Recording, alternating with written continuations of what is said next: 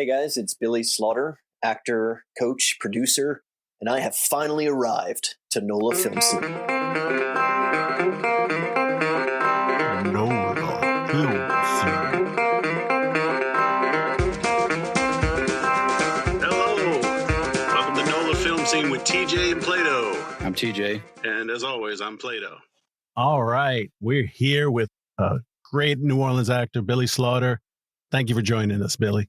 Thank you guys for having me. Happy to be here. Yeah, it's a pleasure to meet you, Billy. Likewise. I mean, I've listened to the show, appreciate what you guys are doing. I mean, you all know, but Plato's been trying to get me on for a while. He came to me early on when y'all were putting it together, and it was right in the middle of our SAG strike. And so I was so torn because I wanted to jump in, play with you guys, and help the cause and promote all things Hollywood South. But of course, we were handcuffed on what we could or couldn't talk about during the strike. So I was just like, I didn't like that feeling of us being monitored and self-regulated. So I'm happy to be here. I'm like, we'll hold off, and now we can just have a no holds barred conversation. We're free. Yes. Yeah. Shackles are off. It's definitely been a challenge for us to kind of talk around the strike. We've managed to find ways to have conversations, get people's backstory and that sort of thing, because that's really interesting. Everybody's got a different way that they got into the business, and we love hearing that stuff. But now the gloves are off. We can talk about anything and everything.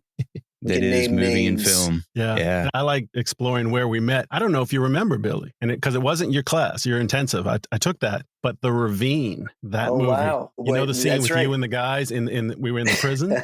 So I was one of the guguards. So we can legitimately say we met in prison. we can for the rest of our lives. And, I hadn't even thought of that. You're going to be like, oh, you boys are close. We were in the same room. In the movie, I'm outside in the prison yard and they start on me and I got cut out. Which is fine. In your scene, I was supposed to be like when they reversed the angle towards the door, because that's where I was standing, and they didn't have time. So I was cut out of that. I ended up having to be the guy to hold the door open. And what I mean is, if you closed it, there was a whistle. And if you kept it way open, there was noise down the hall. So I had to have it just right for your whole time. And it was a very emotional scene. I'm still watching you going, man, that dude is good. Well, I have to thank you for having the door just right. Yeah, it wasn't an easy scene, some heavy lifting that day. And for the listeners, of course, we shot at a real penitentiary. So, borrowed time is one thing. We were on, borrowed patience, and you gotta walk through that was, I think, only my second time, shooting at a real prison or penitentiary. And you get some some nasty looks. You get sometimes some unwanted, very welcome looks. And, but dialogue conversations are extra interesting, that, those days when you're sort of having the downtime chit chat. But, at the end of the day, I always really appreciate authenticity in anything we're doing. And so, it really helps to be able to see that and kind of feel that aura, be in there and even, chat with some of the inmates when you can get the perspective on the inside. Yeah. Yeah. Just to go to the restroom, to use the facilities, you needed to be escorted. It was like, oh, just never thought of it. Caught me by surprise. And the security guards, and I was thinner back then. I was at my good weight. So I was looking pretty damn good in that uniform. And some female prisoners were being escorted to like a classroom for some, learn stuff for their rehabilitation. And they side-eyed all of us like, oh, look at that meat on the bone. Yeah, see, in Hollywood, we might be like Hollywood sixes, but to female inmates, man, we are hot stuff. Yeah, fresh meat. We used to have a joke in the military when you're at sea or overseas. They had the deployment rankings, and everybody's a 10 on deployment. So I can understand what you're saying. Perspective is everything. That's right. What was that project? It was one called the Ravine. Certainly worth checking out. It was for all the lack of original material out there, it was certainly an original piece because it was based on the writer's, partly based on true incidents or his own experience, and producers. So you ended up having kind of a quasi true story, faith-based true crime. And usually those things seem, like opposing forces, but it was like, allegedly some stuff went down, some really ugly stuff in just a small town where everyone knew each other, and it sort of rocked the town to their core. And, people you think are your friends and neighbors and small town morals and all that got uprooted. And so faith became even more important to sort of bring people together and sort of ask the big questions. But even though it's definitely unique, great ensemble performances throughout it, because sort of like Plato was alluding to, the stakes were so high in so many scenes that a lot of the actors really had to kick things into another gear to make it work. And I think many did a great job. Yeah, nice. I'll definitely check that out. Y'all have something in common. TJ's first series was a series that you were in,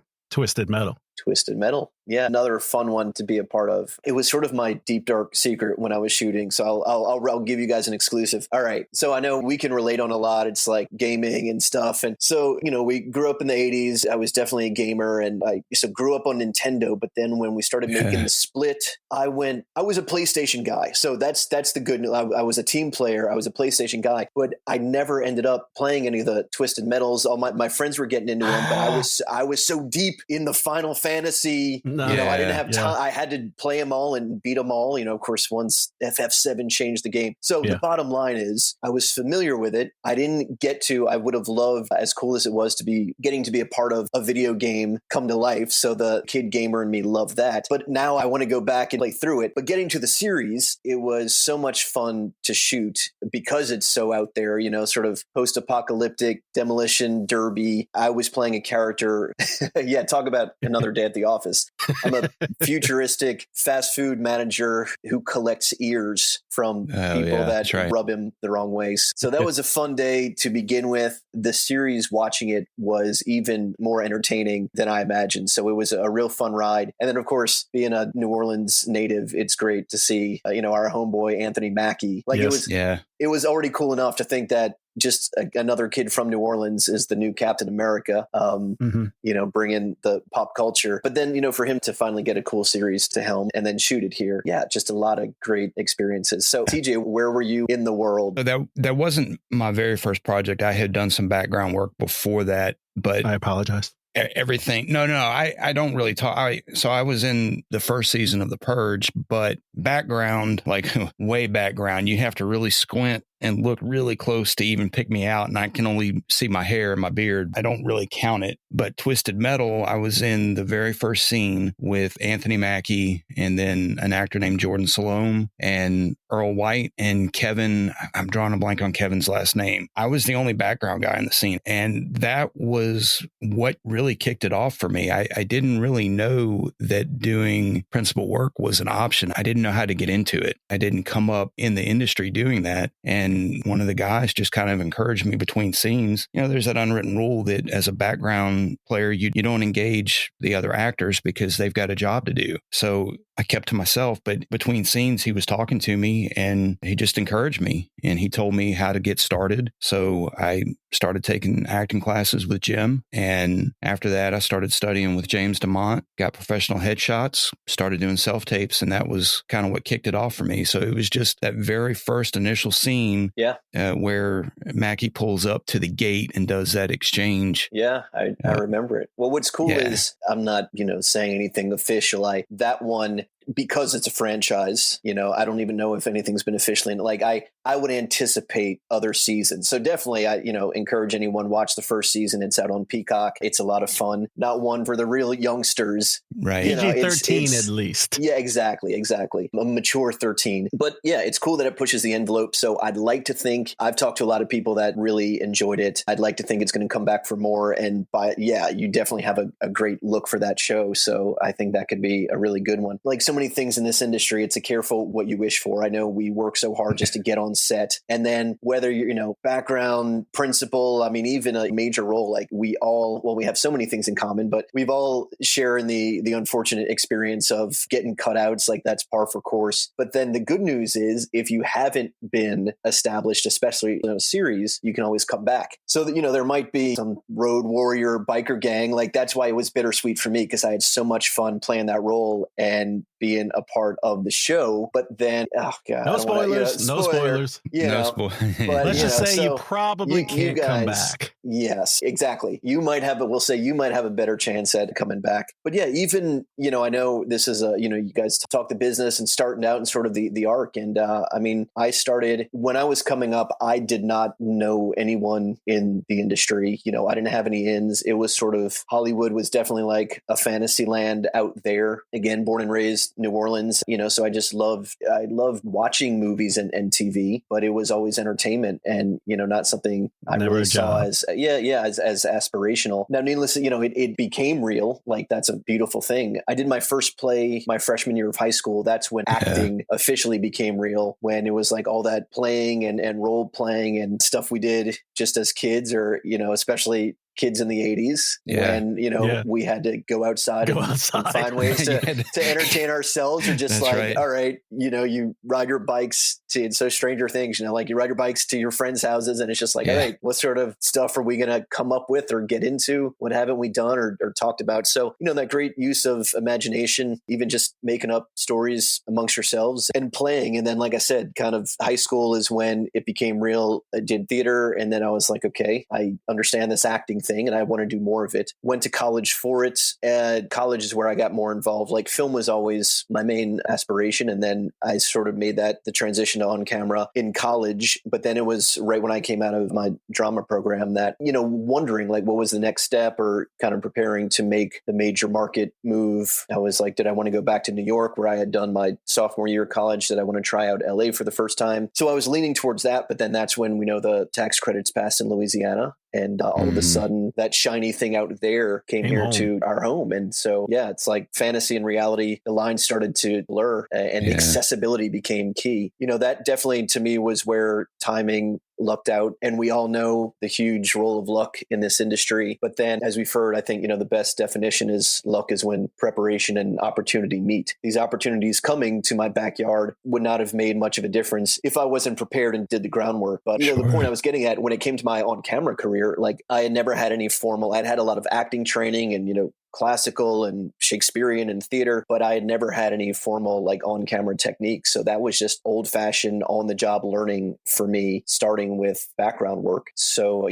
just getting on set and demystifying that process. Sure. I know some people like play down extra work. And to me, the concept of skipping over that seems insane. I mean, I know some people have done it because the alternative is like, okay, you can get lucky and do it the other way. The sort of, there are some shortcuts. But then do you really want your first experience on set when, you've never been there? You're on $100 million production, all these moving parts, somebody just the director, like, they're throwing out new lines and new direction. And then you hit your mark and you're meeting some Oscar winner for the first time and you're toe to toe. And it's like, all right, and action, man, you want to, again, be prepared. And early on, another amazing opportunity I had was to do stand-in work really early, because I had mentioned the first big film that came in with the Louisiana tax credits was Runaway Jury, the last John Grisham film that shot here. And Dustin Hoffman was one of the leads in that. And there were no roles for a youngster right out of college, but they brought me on to stand in for Dustin and we clicked. He ended up inviting me. Of course, I learned so much in that experience working just with him. Being near him. I mean, just being a fly on a wall. And that was he and Hackman getting to work together for the very first time. They started acting at the Pasadena Playhouse, as youngsters in California before they both moved to New York, and they were roommates there, just actors trying to make it. So Dustin, he and I hit it off. He invited me to move out to LA to be his regular stand-in. And it's not as simple as saying like, and the rest is history. It's like, okay, that's where it all began. Boost. And it's a big boost. But looking back, I really had to put a lot of my own acting career on hold for my years working with Dustin. Yeah. I make the same decision over and over. So, because I consider my time working with him, that was my grad school. Again, just getting paid to learn literally in the footsteps of one of the all-time greats. And I've always been more big picture oriented, marathon, not a sprint. Marathon man. So yeah, I was just like, all right, in the long run, this will serve me. And I've been super fortunate that, since then I've been, mostly working regularly. And I'll say one thing that's great about working in New Orleans or Louisiana versus major market stuff is in the major markets, I mean, it's such a machine and so niche oriented. A lot of people, it's not even the courtesy of what are you or who are you or what do you think you are, which it's like, I'm going to tell you who and what you are or what you can and can't do. And so being a character actor actor that came up in a regional market, it's amazing to be able to be like, whoa, whoa, whoa, we get to any given day. That's what keeps it exciting. You might be the hero one day, the villain the next, comedy one day, comedic series one day, and dramatic period film the next. So that variety is really what keeps me excited. Awesome. I never thought about that. The difference between the major market telling you and you being able to explore. For me, my limited experiences being in background, of course, you're told there's no input. You can't do anything. But then doing some indie films or even just no budget films with my friends working on the phone. Hey, why don't we do this? Oh, that's a great idea. So being part of the creative process, fantastic. So that's a very interesting fact about the regional versus the big markets. Yeah. I mean, if you can,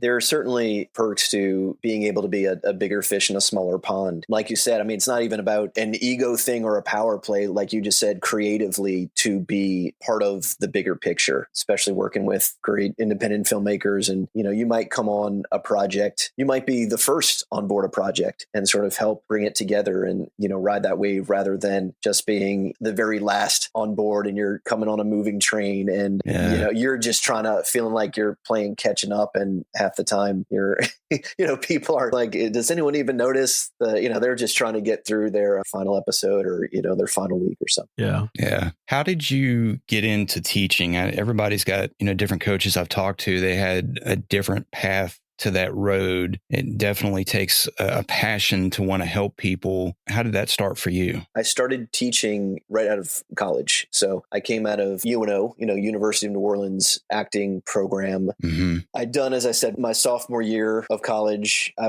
did exchange to New York. Summer in college, I spent training in England at a Bada Drama Academy. And oh, wow. So I'd had a good variety of sort of experiences leading up to finishing college. Well, now though, it's like, all right, real world, you did your work, your groundwork, you got a degree in acting. I want to say congratulations, but I think like apologies are more like, sorry to hear that and good luck, kid.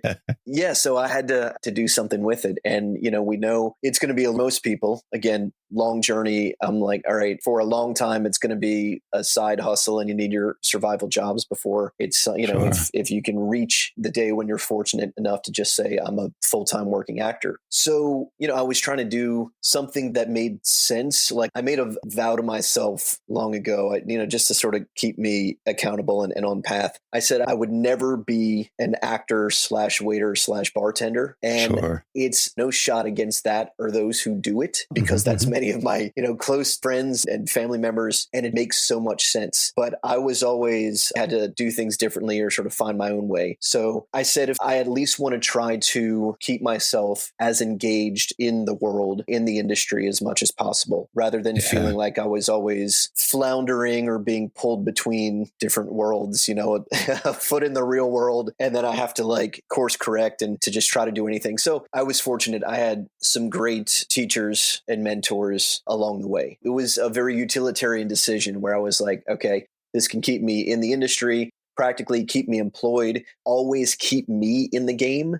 Sure. Like they say, if you want to learn to do something well, teach it. But then, the non-self-serving aspect as well, the fulfillment that came from just seeing so many others of all ages. So I taught right out of college. At the time, there was only I think one acting school in town. It was John Robert Powers at the time. It was a national franchise, but we had one here. They had brought me on is where I started teaching. And then it sort of morphed, and then they opened their own an acting school called Launch. And I was there for a long, long time. And like I said, just had the fortune of seeing so many careers blossom and definitely reinforcing something I had always known. But y'all know, hearing something or experiencing it firsthand, living it are very different. So the idea that in this business, in this wacky industry, there's never a one size fits all or like a right way, wrong way. Teaching so long, it exposed me to sort of every journey. I'd see the people that had the absolute beginner's luck that just, hey, this is something I want to try out. Or, the famous story we always hear where it's like, they were just the ride along with a friend. Yeah. And they booked their first audition and, and it's something huge and things break. But then,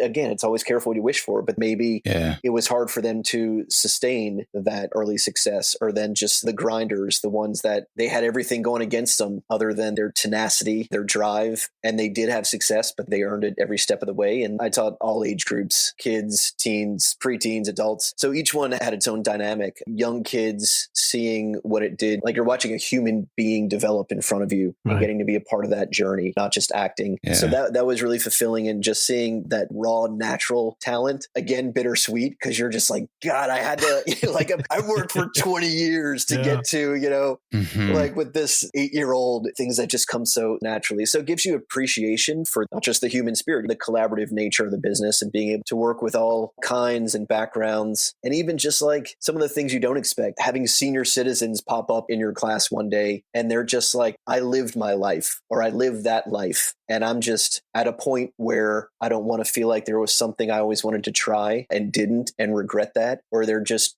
trying to recapture the great circle of life, just want to get back to the beginning and the playfulness of youth.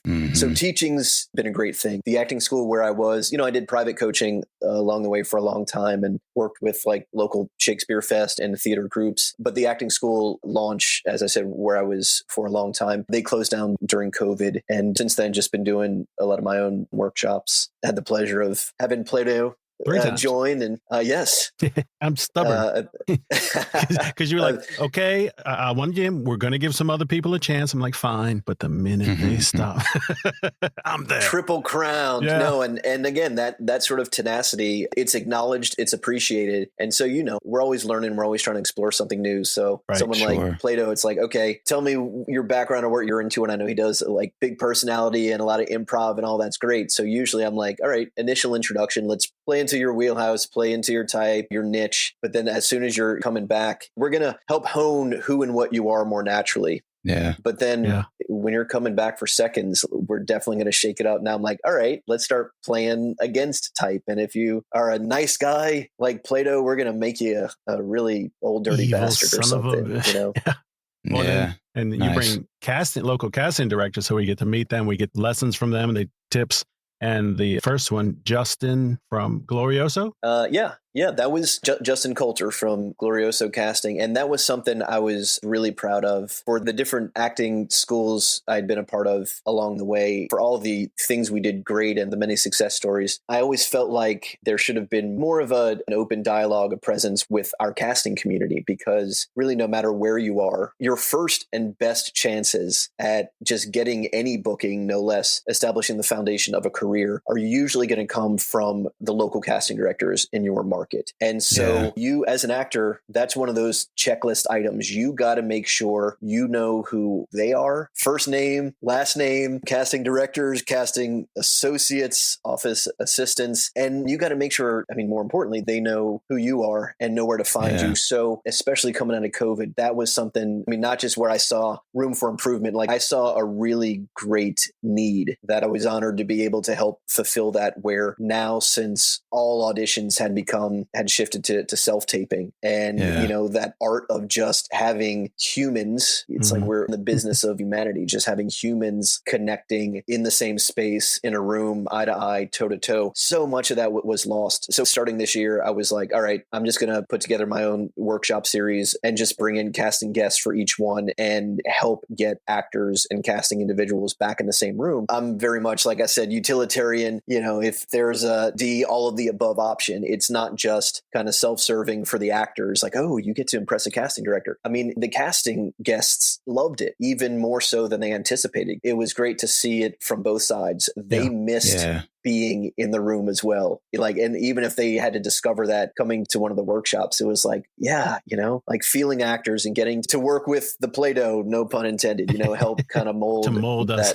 that performance. That's right. So it went great. It's going great. There's more to come. And I definitely want to sincerely thank all the casting folks that came out, gave us their time, their knowledge, etc. Yeah, that's a great way to do those workshops. I've had the fortune of going to a handful with a couple of different casting directors, and to get that real-time input and notes and adjustments, that's something that I haven't experienced because I came in post-COVID, so everything was self-tape when I started. So I didn't have the opportunity to do the in-person auditions like a lot of you veterans have experienced. And normally you don't get feedback. Maybe when you're more experienced and you know casting a little better, maybe you do. No, it's very seldom you get feedback. Yeah. So to get that, it was really cool. I did a scene in front of Hunter McHugh, and I did a scene that I had actually auditioned. Yeah, Hunter was one of our guests. Shout out. He was fantastic. Great guy. And to get that real-time feedback on that scene that I did, and to hear that I was in the running, it just helps me grow as a performer to hear those things, to know, yeah, I can be bolder, I can be bigger, I can be louder, I can have more personality with it. It was a good thing. I've seen a lot of your workshops advertised, and every time I'm like, oh, I've got a conflict. I've not had the opportunity to jump in one, but we'll get you in. I will. Would love to have you. But yeah, like you're saying, so much is taken from the experience. I'm also glad we held out to do the cast when we did post-strike, because I feel like you're getting the much more optimistic, side, and it can be more uplifting. I don't have to be at war. Right. People can get back to work, rather than griping about the aspects of the industry that we can't make say us that, jaded. but we can talk about this. And but that being one thing is that even best of times, worst of times, that is one of the most continually frustrating things, given the nature of our business, is we put so much out there, and it's very rare you get any feedback. I'm tempted to say unless you are the one, but even when you're the one, it's very rare that somebody pulls you aside and they're like, okay, here's why we went with you, or here's what we love that you did versus the others. So that's one thing too. When I'm teaching, I always like to take the approach of either like great input that I got or things that were lacking. So I always make sure I'm giving positive and negative feedback, because I think both are very valuable. When we're doing something well, I don't even want to say right, or, when we're doing something very well, you want to know that. And somebody should let you know, like, hey, this is the stuff of booking right here. That's what you are already doing great. You got great instincts. Follow up on this more, versus the flip side. Here's what you might want to do. Here's what you want to do more of. Here's what you want to do less of, because it's that constant molding. It is very much, as I say in the workshops, like a Goldilocks approach. Any given outing, you're just trying to thread that needle, not too much, not too little. But then to your point, once you bring in the casting directors, I think actors lose sight of that, because I don't want to say we're self-absorbed in a negative sense, because I definitely don't want to feed that myth. That was a myth I spent the past months fighting, that actors are just a bunch of self-entitled egomaniacs. Exactly. No, it's like, we're people too. And we're not a monolithic group. I mean, my goodness, there's no such thing as actors are. Like, if somebody's starting a sentence like that, it's a false premise. Again, we come in every shape and size, from every background, every corner of the earth. So the point is, it's not about being self-absorbed, but we do have our limited perspective. Like in life, we have to get out of our bubble and get an objective look or a different perspective. And so once you realize too, that again, it's less about the do or don't, the right or wrong, that just as actors are people, casting directors are people, directors are people, producers, showrunners, they're all human beings with their own personal stuff they're bringing to the table, the subjective nature of the business, their own personal likes and dislikes. So that's something too that I would push in class, and I always want to remind actors about, is that you might beat yourself up thinking, oh, I didn't do it this way. You can make the exact same choices. One casting director, that choice is exactly what's going to book you in the part. The other one, that's what's going to get you not called back. Yeah. And I made much better grades in college than I did in high school. And one subtle shift in high school, dare I say, as a bright-eyed teenager, I was actually interested in learning things and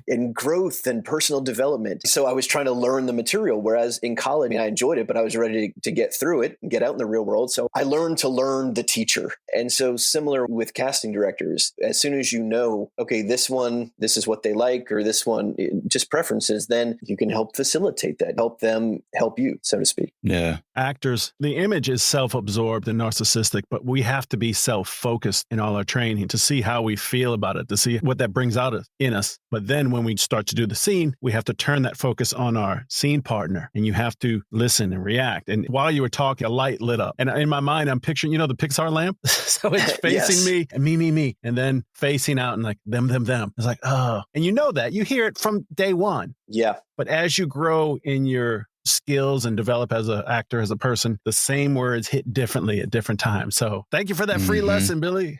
Yeah, well, it's all a balance, it's all Aristotelian philosophy, it's like virtue is the middle ground, the median between excess and deficiency. Sorry, go read up on Aristotle right after you watch Twisted Metal and what were some other, and the Burial and the Passenger, etc. Read some Plato. Read some Plato. Oh, there you go. Read some Plato too. Listen to Plato and read some Plato. So it's all things. Exactly. You have to have, there's the inner, there's the outer, there's the give, the take, and very much like finding that balance. It's subjective and objective. And that was maybe a big Pixar lamp moment I had, because along the way, as everybody's weighing in, you have what's generally accepted with acting, right? Is it needs to be believable. Right. People want to believe it. It's the suspension of disbelief. Anything that pulls us in is what's working. Anything pulling us out is what isn't working. When I say us, I mean collectively, you as the actor, the scene partners, the audience. So I used to think that, or a lot of us operate from a standpoint of fear. It's like, okay, you don't want to do something that's forced or false or not tapped in. But then I realized as a character actor, again, getting back to sort of objective and subjective reality, at the end of the day, unless I'm doing, and I say this in class, like unless you're performing in your screen adaptation of your autobiography, it ain't all about you. It's not your story. So whereas you have to draw from your own truths and your own life experience and kind of process everything through your instrument, a lot of that is inherently accounted for. We're telling at the end of the day this unique character story. And so even though something might not be the truth in terms of, okay, this is what I would be doing or how I would say something, I started being guided by that individual character's truth. That is the goal, the objective I'm aiming for. Because again, that is the story we're telling. That's the story people are coming for. And a lot of the times what the character might do in the situation, I mean, you're lucky when time to time it might be extremely relatable. But I think more often than not, it's the character is acting and reacting very differently than like what I would do in the situation. Right. Yeah. Right. But again, it's still about a truth, just kind of that subjective truth. Lord knows we're at a place in history and society where we all see firsthand the power and the unfortunate, the dark power of subjective truths. Yeah.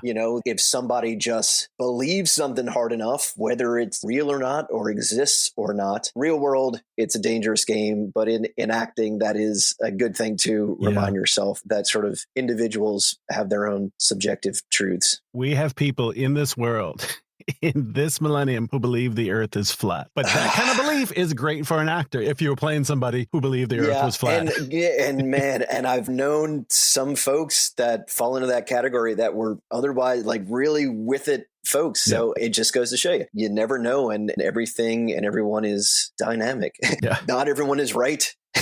But everyone is dynamic. We all know what they say about opinions. And if you're playing that character who fully believes the earth is flat, you have to find a way to believe that too. Once you're offset, you can put that down. But at that moment, you can't be like, this idiot. Nope. I really believe it. We're coming on to the end. What would you like in 2024? What kind of role? What kind of acting job is a dream for you? A wish list? Yeah. Good question. It is good. Well, and we get to ask it now. You can say names. And we get to answer them too. I know I mentioned. Oh, sure. Okay. Yeah. Well, we'll touch upon that. So looking forward, good thing. I mean, the new year.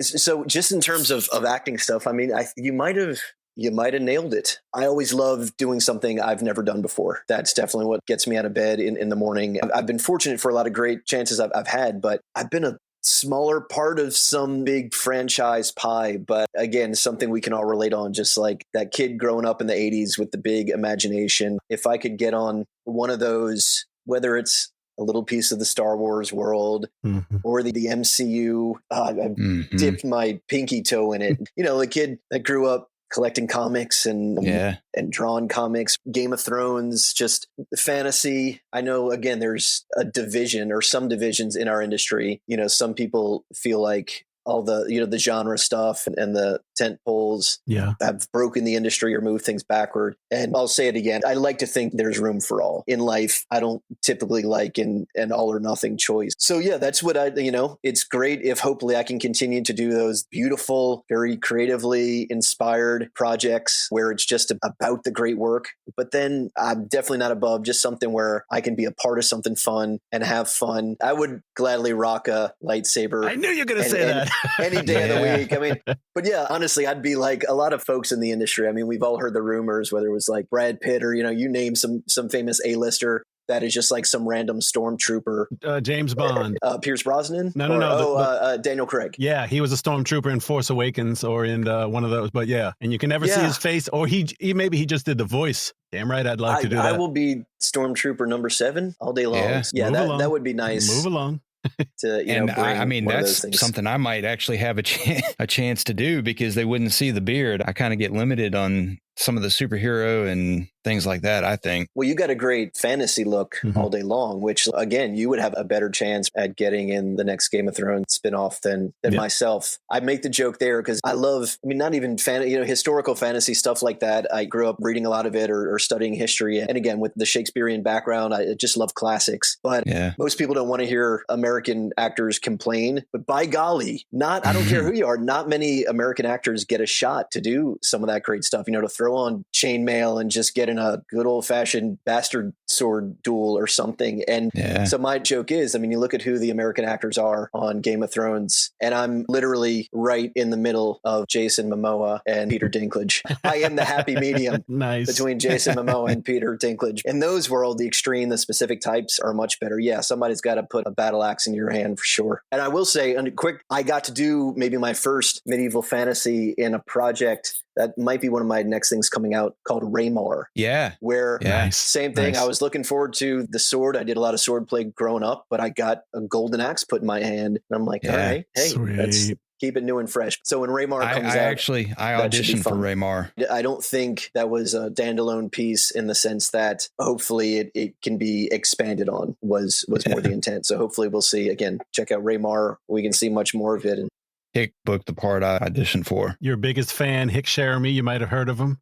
As a matter of fact, I'll give Hick a shout out as well. I listened to his 2 episodes, great stuff there. And I definitely want to second what he was saying, which is great, sort of bring things full circle. Just the sense of community that we have down here in Hollywood South. Indeed. I think when you talk about when you combine sort of the best of worlds, you take maybe the major market creativity, but then bring some Southern charm and hospitality to it. Some NOLA flair. It's great how much people, unlike in other markets here, really try to look out for each other and help each other. Yeah. Break bread and crawfish together. That's right. Ooh, crawfish bread, Jazz Fest. Oh, I'm Cheers Saints and mourn Saints together. Speaking of Saints, I used to be Captain Crescent City. I don't know if I've ever shown you that. I was one of the Saints super fans. So I was a black and gold Captain America. That's how I met Anthony Mackie. And I met in the Comic-Cons. I love taking the photo ops with people, and I come up with crazy stuff. I have 2 at Jason Momoa. Those are stories for another day, but it's like, oh, I know those guys. Very cool. Yeah, I had the pleasure of working on a series with Momoa, and I was physically with him right around the time he was cast as Aquaman. Yeah. And again, just one of those great, I want to say fly on the wall moments. But so here's a guy who was, of course, the lead in our series, but then to watch someone who's the top of the food chain in our little microcosm we found ourselves in, all of a sudden becoming, this human barbarian. There's no false advertising there. Like I was literally in a dark pub with him, and he's got the pictures of ale, but just instantly reverting to a kid who's getting to play the comic book superhero he grew up on. And he's only 5'1". That's amazing. No, again, no false advertising there. Like he is, in the best sense, he is a Khal walking around, the best of barbarian nature. If he's having a good time, furniture might be flipped or you might get tossed, but it's all in good fun. Yeah.